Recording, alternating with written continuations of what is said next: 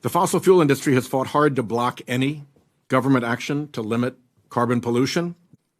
The trick was to distance the industry from this climate denial effort. We have a window into this whole sordid mess thanks to the enterprising research of a determined group of academics, investigators, and journalists, some of whom are here today as witnesses. And we thank you for that work and for your presence.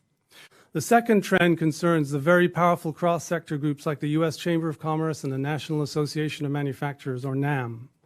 On climate change, these groups tend to adopt the lowest common denominator positions of their most oppositional members, often coal mining and fossil fuel-related companies. And the majority of the other members largely stay silent, so these oppositional views prevail. Next slide. Now, the Chamber keeps a scorecard for members of Congress on their voting behavior. We also keep a scorecard on the Chamber for its climate positions. And this is how it stacks up next to some of its key members. A clear disparity exists between the Chamber and some of the largest corporate members on climate change.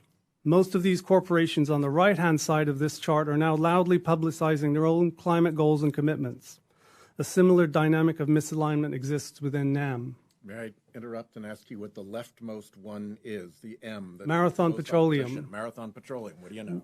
Thank you. We do think pressure on these glaring contradictions will grow, not least from the pension funds and investors we're working with on this. These investors are long-term shareholders in corporate America, and they want to see this lobbying blockage removed and urgent policy action taken.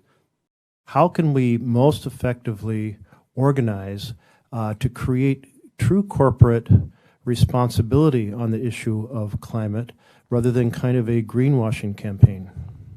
The solution lies in the companies who are the members of these cross-sector trade groups essentially walking the talk on policy advocacy within those groups. And there is pressure from shareholder forces to get them to do this. It's not happening quick enough. Last question.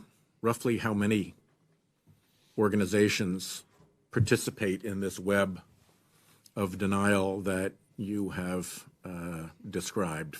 Yeah, I will limit my comments to trade associations, and we cover about 100 of them globally, of which about 30, 40 are in the United States.